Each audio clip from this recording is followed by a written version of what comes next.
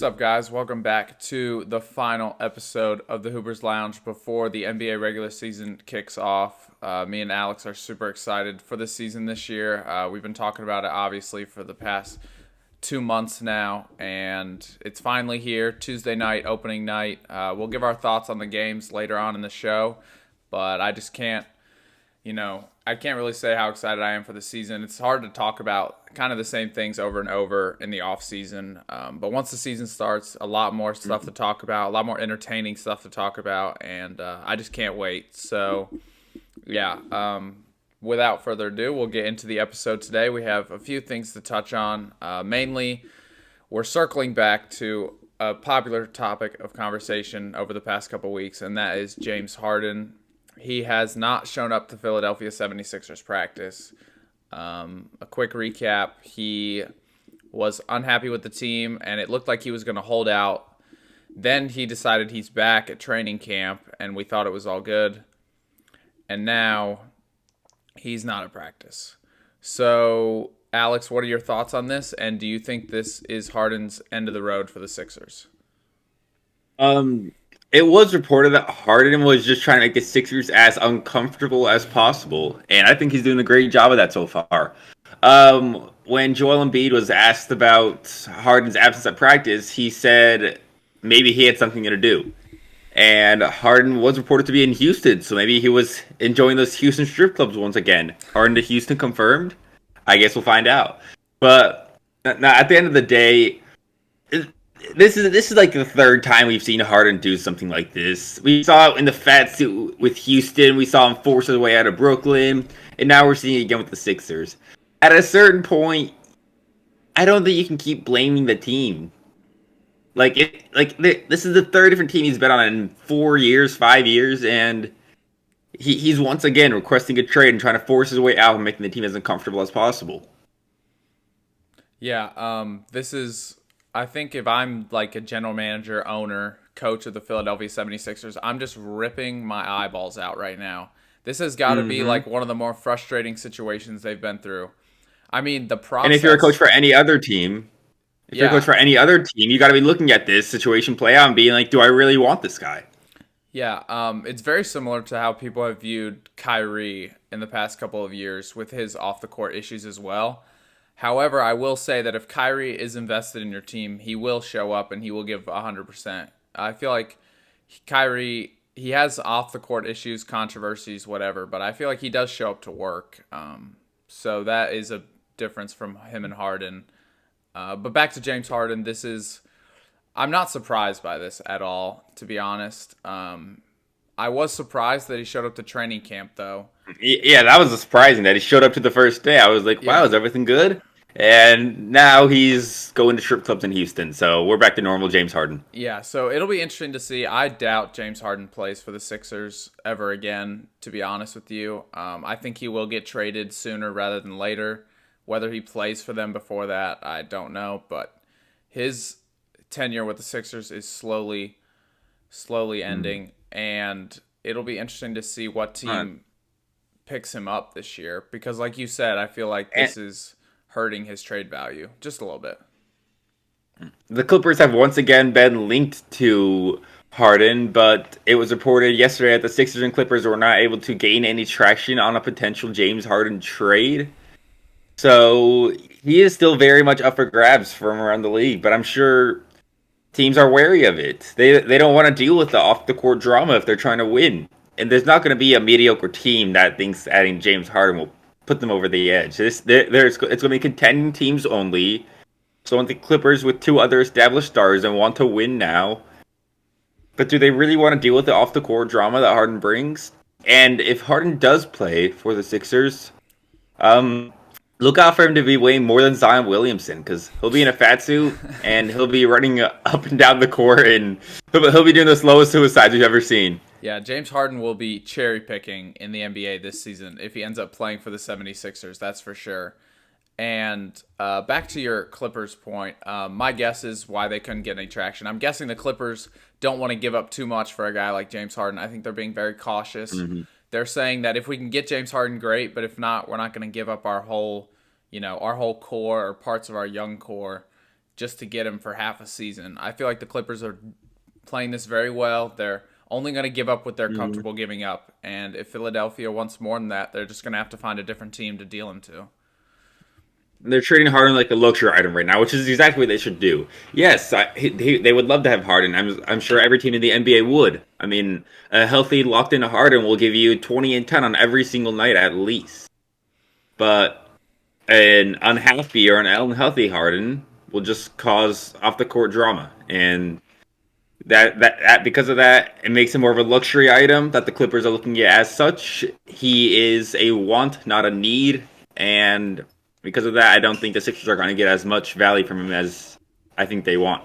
Yeah, and the Philadelphia 76ers at some point are just going to have to cave in and take the loss on this one. I don't know what they did to upset James Harden, but they dug themselves a hole somehow, some way, and I feel like the only way to get him out is just trade him for whatever you can. It won't be really that much of an issue, later down in the season when the team's hopefully winning and having success in the Eastern Conference. But it should be good for both parties, I think, to move on at this point. Mm-hmm. All right, let's go on to the next segment. Speaking of Philadelphia, we're going to keep it here as it was reported that Philadelphia dropped new uniforms. They're basically navy uniforms with the city of brotherly love in white, kind of like medieval kind of font. I'm not a fan of them. I think they're ugly. Yeah, I don't like them either. There's definitely better jerseys in the NBA. I wouldn't call them ugly. Much better jerseys. But they're just not special. I would call them ugly. They're just not special. So, like, as a new uniform, I feel like it needs to do something new, or it needs to bring a new color, something. This just kind of looks like their regular jerseys, except instead of Sixers, it says City of Brotherly Love. So it doesn't do enough for me. It is a new shade of navy. The Sixers' normal uniforms is kind of like a normal bright blue. This is a very dark shade of navy with a white font. I think it is ugly. I think it's a good way to call it. We've seen them use the shade of navy in the past, though, with other City Connect uniforms in particular. But it never said the City of Brotherly Love. No. Should have just done the Brotherly Shove at this point, because that's what Philadelphia is most known for now. Yeah, I don't... Shout out Jalen Hurts. Fuck you, Jalen Hurts. But, yeah, I don't like them. I think they're mid at best. The only thing that could save these jerseys is a sick-ass court to go with them. That's about the only thing that could save these jerseys. But there's been nothing released about that, so... I think they just released the jerseys, which I'm not a fan. I got to be honest, not a fan. Yeah, the Sixers are heading on a downward spiral. So with the uniforms and their roster in tow, both of them are heading downhill as we speak. James Harden saw those new jerseys drop. I was like, yeah, I'm not showing up. I'm out of here. He was like, I can't fit in that. No, that'll make me look fatter than normal. Yeah. All right, and moving on to the next segment. That was just a little quick tidbit about the jerseys. Now we're going to talk about last night's preseason action, which saw some vintage There were a lot of good moments. A lot of good moments in last night's preseason action. I'm going to start in the Kings-Warriors game that ended in a 1-point victory for Golden State. I just want to read you some of the players that played last night and how many minutes they ended up playing. This is a preseason game. Keegan Murray, 36 minutes. Domantas Sabonis, 34 minutes. Harrison Barnes, 33 minutes. De'Aaron Fox, 32 minutes. For the Warriors, Klay Thompson, 32 minutes. Steph Curry, 31 minutes. Andrew Wiggins, 31 minutes. Chris Paul, 30 minutes. Why are these guys playing so much in the preseason? I mean, preseason playoffs, they could get confused. They probably thought it was Game 7 of the Western Conference semis again. No, real talk, the teams are so concerned with low management and injury prevention throughout their regular season, and then they're going and playing their guys for 36 minutes in preseason. It doesn't make sense. De'Aaron Fox. No, it doesn't. You're so worried about your guys getting hurt. Yeah. But the main highlight of that game was Steph Curry's game-winning three-pointer right over De'Aaron Fox. Absolutely filthy. Peak Steph Curry right there. It's what we come to expect from the greatest shooter of all time, and he shows it once again. In this time in the preseason. Yeah, I think it's a sign of things to come this year for the Warriors. It's a good omen to have a game like that in the preseason. However, I'm looking at Klay Thompson's stat line right now, and he played the most minutes of anybody, finished with 5 points on 10 shots. So that's not good. Klay Thompson's Clay inefficiency might on the low be continues. washed. Klay, He he's might be not washed. washed, but he's definitely not as good as he was. And it's Hmm. sad because I hate what the injuries have He done to doesn't him. offer much except 3-point shooting now. He's basically Kyle Korver who takes a lot of shots. Yeah. His shot selection the past year has been shaky as well. It's not like he's just taking a Hmm. lot of shots, he's taking a lot of bad shots. And it'll be interesting to see how his role changes towards the end of his career with Hmm. Golden State. I also saw a report yesterday that said Clay and the Warriors were not close at all on contract extensions. That he may well hit free agency. I think he eligible after this season or next? Do This you know? season, I think it's this season, and I have heard those trade talks, or not trade talks, contract talks as well. They're not getting anywhere really, and to be honest with Hmm. you, I would not be surprised if we sacrifice Clay to maybe re-sign like a Chris Paul if he does good this year.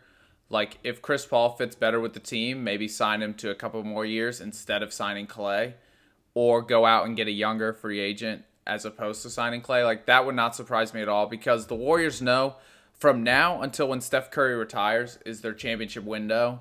And Hmm. if Clay does not fit in their championship options, I think it'd be the right thing to move on from him.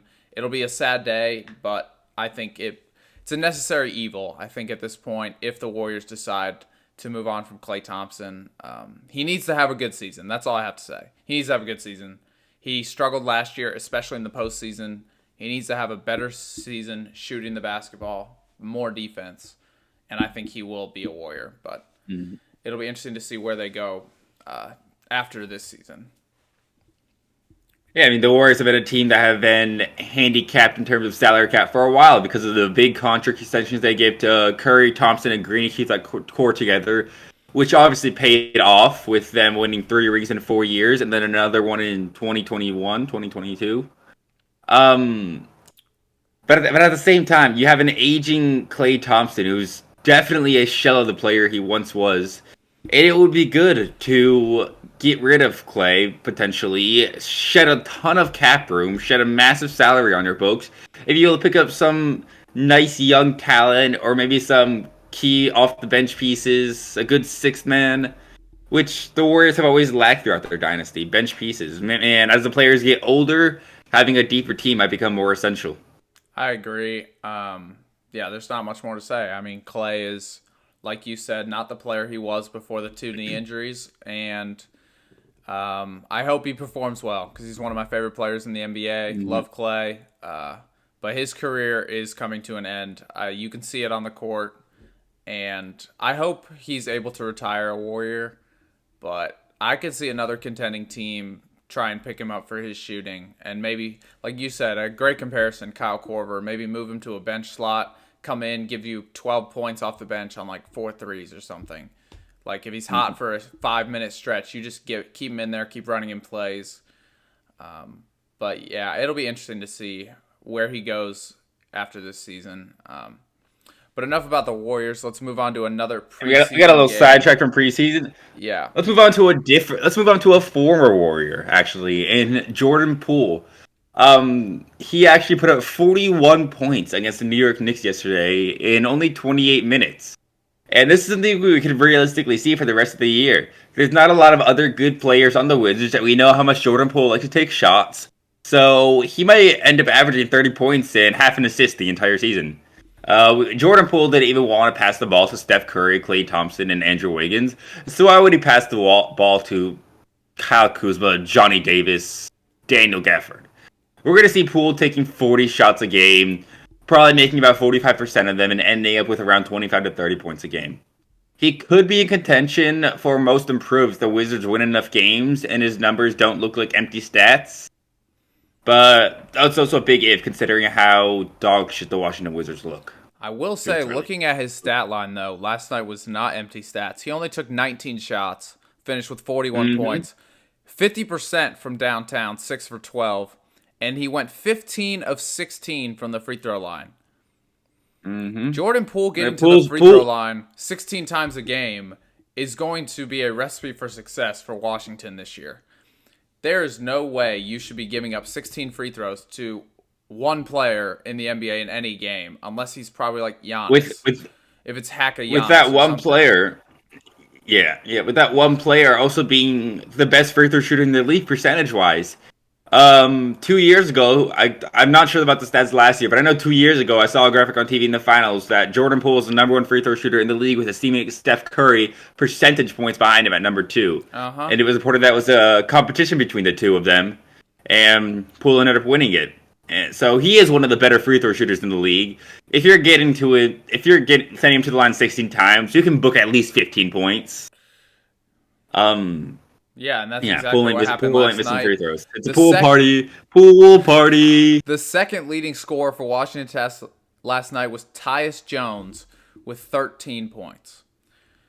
Who we highlight as a very underrated pickup. Yes. For the Kuzma Wizards. did not play last night, and the Wizards still ended up scoring 131 points on the Knicks, who played pretty much their entire roster.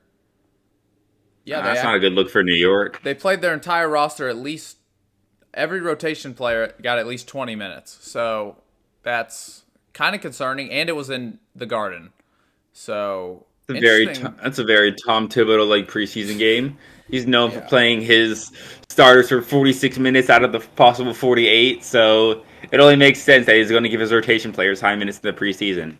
But even though he's giving his rotation players those big minutes, they're still giving up 131 was it, to the Wizards? Yes. That is not a good look at all. We are shitting on the Wizards all offseason just for Jordan Poole to go out and become the next James Harden, who will average 37 points a game this year. Or maybe that was just against the Knicks. I don't know. But either way, not a good look for New York. I will say, take all of this with a grain of salt because the preseason means not that much. However, trends do carry over from the preseason into the regular season. Typically. And it is the only basketball we have, so of course we're going to overreact and analyze every bit of it that we got. Yeah, this wouldn't be a podcast without overreactions, and that's a pretty good one. The Knicks will be worse than the Wizards this year. Calling it now. That's facts. I mean, look at the stat line. The Wizards won. Yeah. Numbers don't lie. Yeah. Jordan Poole's winning MVP. He might. You never know. The last thing we want to mention about the NBA preseason is the highlight reel that Wembanyama put up yesterday. We saw this 7'4" skeleton of a man nutmegging people, dropping dimes, posterizing people, and the more I see plays like this, the more I'm sold on his potential. Obviously, I'm not expecting him to be an MVP caliber player in his rookie year, but these are things that I watch and I'm like, how the hell does anyone stop this? Like, what are you supposed to do about a player who's 7'4", who has handles like a guard, who can pass like the best guards in the league, and who can just reach his hands up and put the ball over you and dunk it? And there's nothing you can do about it. Like, there's nothing you can do to guard this man. And I'm beginning to get more and more sold on his upside every single day. I need to see a Wemby versus Boban matchup in the paint. I need that. I need that so much. Just for a couple possessions. It'll either end in Wemby on the floor or Boban on the floor after getting crossed into oblivion. I need just a little ISO on one end and then Boban to back his ass in the post on the other end. I just need that. I need that little back and forth between, I think, the two tallest players in the NBA. I think they're the two tallest. Maybe Taco Fall. Unless we're counting Taco Fall. If we're counting Taco. I'd rather see Boban than Taco Fall. Taco Fall get cooked. However, you mentioned Wemby's highlight reel real quick. Looking at his stats. Yeah, his stats did not stand out. He only had 15 points on 3 of 10 shooting. He had 1 assist. But again, he's a rookie. 1 assist.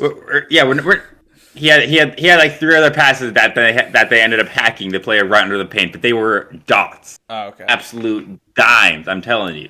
You got to go watch the tape. But it's not really the numbers that is focusing. It's moments like that show why Wemby is the generational prospect. We saw him shoot 2 of 5 from 3-pointers and 7 of 8 from the free throw line. That is a great sign for his shooting stroke going into the regular season, which was his biggest question mark surrounding his game. Can he be a consistent and reliable shooter from the mid range and 3-point areas? And in this one game sample size, he proved that he could. Now, he wasn't great from the mid range, but his free throw shooting, I mean, shows that he can be. He has the potential to be. And that's the entire sell about Wemby right now, the potential, the upside. And every game I see something I've never. Every game I watch Wemby, I see something I've never seen before, and it's entertaining. It really is. Yeah, I agree. Wembanyama's potential looks better every day we see him on the court. And this Spurs team, look out. I mean, they could be a wild card this year in the Western Conference if Wemby continues to improve, which I expect him to. Devin Vassell looked very good last night after a contract extension a couple weeks ago. Keldon Johnson's pretty good. You didn't know who he was. You didn't know who he was then. You didn't know who he was. I didn't. Don't sleep on Vassell. But now I do. And he's raw. So he is raw. Yeah, that's all I needed to see from him was a little peak performance from the boy. Yeah, Vassell and Johnson are great alternate scoring options. Jeremy Sokan's like a jack of all trades. He can fit any role that the team needs him to be. And yeah, if Wemby can quickly become an all-star caliber player in this league, I would not be surprised to see the Spurs make a play-in run. Maybe even make the playoffs as a low seed. I mean, that is a wild pick, and I'm not expecting it to happen. But if it did, I would not be shocked. I'd be more shocked that Wemby ended up being that good as a rookie. Yeah, I agree. And they also have one of the best coaches in the league, obviously, Popovich. So that he's just going to get the best out of these guys on a nightly basis. They're going to win a lot of games this year that they have no business winning just because they're well coached, and they will, if you get the game close in the fourth quarter, I mean, it comes down to who makes shots at that point. So I feel like the Spurs will be in a lot of games. They'll have a lot of close wins, a lot of close losses, and Spurs fans have a lot to look forward to in the next couple years for sure. A lot to look forward to. All right. There were 4 games from preseason. I think we covered each of them for a little bit, except the Nets Heat, which the Nets won by a score of 107 to 104. Nothing else to cover there. So let's move on, look ahead to the regular season, and get into a preview of Tuesday's matchups. Opening tip-off is now less than a week away. And the first matchup of the season is between the defending champion Denver Nuggets against... I got it. Let me think. Lakers. Let me cook. All right, okay. Yep, you got it. You knew it. Let me Yeah, Nuggets versus Lakers. And then the Warriors versus Suns following up on that game. So let's start off with the first game. We're going to have the defending champion Denver versus the Lakers. Last time we saw the teams match up, Denver swept LA 4-0 in the Western Conference Finals. Michael Malone then did not let the Lakers get out of his head and consistently talked about them throughout the finals and the offseason on how much better they were because they swept him. The Lakers seemed to take it a little personal with AD dropping some whiteboard material about the Nuggets a couple weeks ago. What are you looking forward to in this game? What are you keeping an eye on? Well, after all the offseason drama, really that started in the postseason last year between these two teams, the one player that I haven't really seen a lot from has been LeBron. And I am really excited to see LeBron's mindset heading into this season. He's the oldest player in the league. However, on opening night, he's facing a team that's been talking trash all offseason. So what LeBron will we see on opening night? Is he going to give it 100% on game 1 of 82?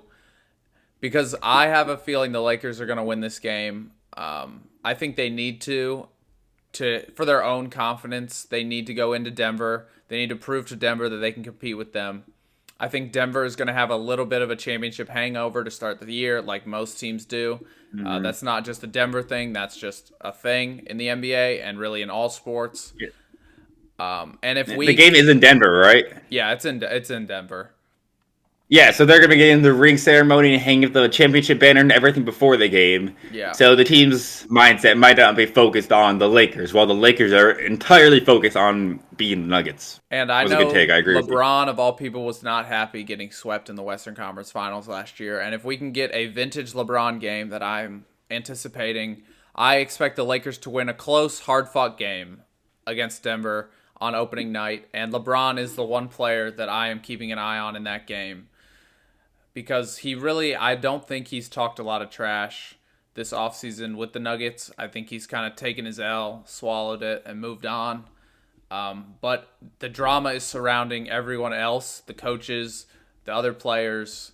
So LeBron, if he's focused, he will lead the Lakers to victory, in my opinion, on opening night.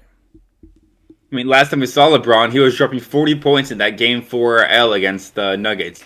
That was a vintage LeBron performance. The only reason they were even in that game was because of LeBron. He clearly can still be the leading scorer, the leading playmaker on a team if he really needs to. And to do that in his year 19 season, that really is maybe unprecedented. I don't think anyone has had this long of a peak that LeBron has, which that really is unprecedented. He's going to put his new scoring title even more out of reach. His new total. If you know what I mean. Yeah. Back to the Nuggets Lakers game. I did mention that if the game is in Denver, so they're going to have their ring ceremony, they're hanging the championship banner. Their mindset isn't going to be focused, locked in on this game. While on the other half, the Lakers' only focus was going to be on this game. Because of that, I am going to agree with you. I think there is going to be some sort of championship hangover while the Lakers are dialed in. And I think the Lakers will come out, punch Denver in the mouth, and end up winning this game. Yeah, and by no means, if Denver loses this game, are they cooked? Are they washed? They're playing one of the best teams. But we will say they are after the game. Yeah, but for right now, Yeah, I'm they just are saying that if they lose, they are not cooked. They are not washed. They are probably still better than the Lakers, even if they lose this game. Mm-hmm. However, I do think the Lakers are just the more focused, the more determined team on opening night, and for that reason, I will pick them to win this game. Let's move on to the second game of the opening night. We have your team, the Warriors, taking on the new look Phoenix Suns, who this offseason has made we've seen them make the Bradley Beal trade and trade away DeAndre Ayton for a lot of bench pieces that could really be useful this season. First off, what are your if you were a Warriors scout, how would you defend this new Phoenix big three of KD, Book, and Bradley Beal? Well, in my non-biased NBA analyst opinion, the Warriors have one of the best rosters, in my opinion, in the NBA when it comes to defending the Phoenix Suns. The one guy that has always given us trouble has been Devin Booker. However, with Kevin Durant and Bradley Beal, I feel like it will be easier to guard Devin Booker because he's not the necessarily number one option in every single possession anymore. Back when Phoenix, before they had KD, when it was their championship team of Ayton, Paul, Bridges, and Booker, Devin Booker was the clear-cut number one on that team. And it was hard to defend him because they ran plays for him and stuff like that. That being said, I think it's going to be harder to defend them as a whole because they have more options. But I think it'll be easier to guard Devin Booker individually, if that makes sense. So what I would do is I would put Andrew Wiggins on Devin Booker. I would put Draymond on Kevin Durant, and I would put that is going to be an ugly. I would put Klay Thompson on Bradley Beal. That is what I would do, based on who I think will be the starting five. Now a wild card. I feel like it is the best thing you can do, but I think you're going to get cooked. I think Bradley Beal and Kevin Durant are about to cook their matchups. I do think Draymond Green can hold Kevin Durant to a average. I'm sorry, but Draymond Green's 6'6" head ass is not contesting any of KD's fadeaway middies. It's not happening. Put Wiggins on him. He's 6'7". Give him an extra inch. Like, it doesn't matter. Kevin Durant would be the tallest player on the Golden State Warriors. Okay, I feel like Kuminga could be a wild card option. I feel like Kuminga would match up against KD much better than Draymond would. I don't know. I think Kuminga's too young to match up with KD. I'd rather put Kuminga on Booker. I feel like that could be a really good matchup. But I think Kevin Durant's experience and his veteran savvy and presence would get the best of Kuminga. However, a younger player like Booker, I feel like you could put Kuminga on Booker and he would have a little bit more success. But I don't imagine Kuminga starting. But off the bench, I do think Kuminga's going to have a huge role in this game. He's going to have a huge role this year, and he will draw one of the big three. If he needs to, if he does have a huge role, he'll be trade bait at the trade deadline. They need Kuminga to grow into a NBA caliber role player. Him and Moses Moody, they need both of them to grow, or they're just going to end up being trade bait to try and get a more established veteran. Yeah, and I do think the addition of Chris Paul coming off the bench is going to help both of them tremendously. He's going to put them in much better chances to succeed than a guy like Jordan Poole did, who is a much more score-first player. Chris Paul is going to help them more than I can explain. You will just have to watch the games and see the impact that Chris Paul has on the guys around him. It's insane. And that's another storyline that I'm really interested in seeing. Chris Paul, kind of a revenge game. How does he do against his former team, and what role does he play in this game? I think Chris Paul could be a deciding factor in this game as well. And I'm picking my Warriors. We're at home. It's opening night. I have faith in this team to compete with anyone in the league, so why not opening night just shut up all the hype around the big three and give Phoenix their first loss of the year on Tuesday. You think that's going to happen, or is that your fan bias talking? Both. Okay, well, I think Phoenix is going to destroy them. I think we're going to see what this big three can really do. Because Wiggins could match up against Devin Booker. If that's the case, they'll defer to KD. If they put Draymond or slide Wiggins over for Kuminga, okay, they'll slide over to Bradley Beal. Now, who in God's green earth is guarding Bradley Beal? We've seen this man put up 30 points a game as the number one option when he was with the Washington Wizards.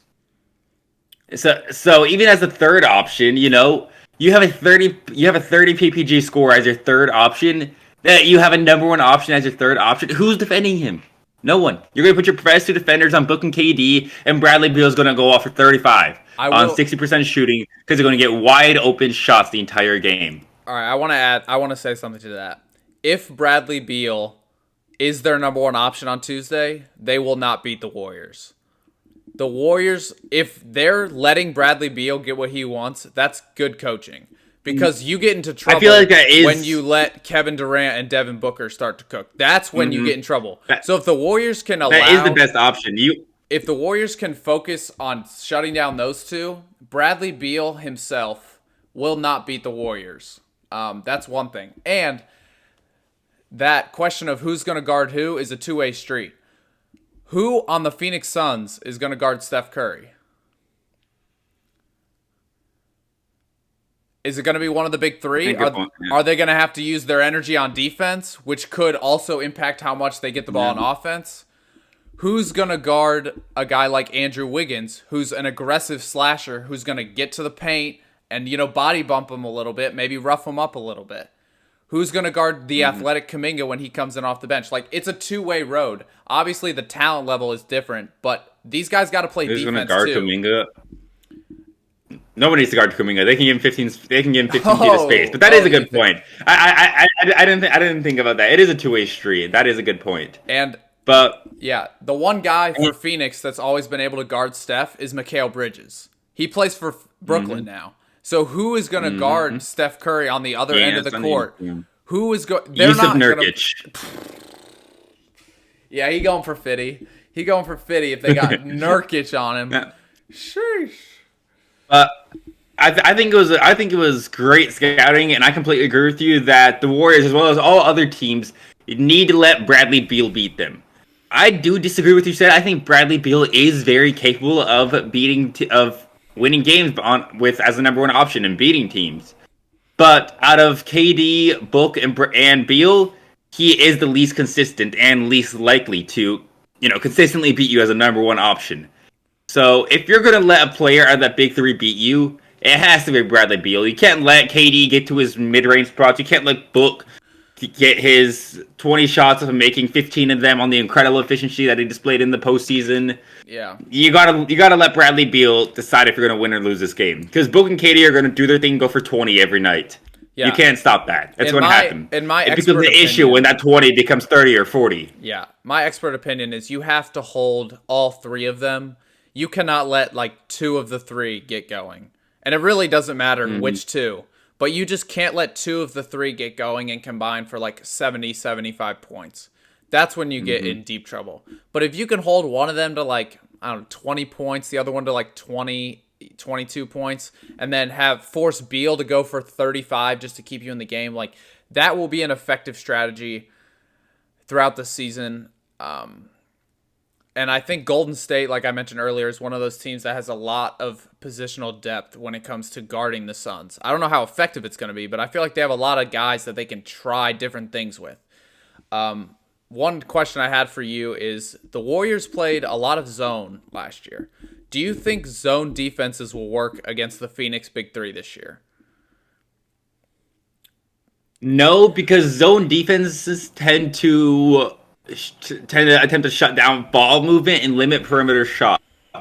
These three players for Phoenix rely on more isolation ball. This is closer to a team like the Brooklyn Nets when they had Irving, Harden, and KD than it is with the Warriors when they had KD, Steph, and Clay. It's not a team revolving around passing the ball and off the ball movement. These are three of the best scorers in the league who are just going to take turns going at you one-on-one, trying to break you down. And zone defense is not effective in guarding that. They'll break their defender down, help will come, kick it out wide open three to whoever they want.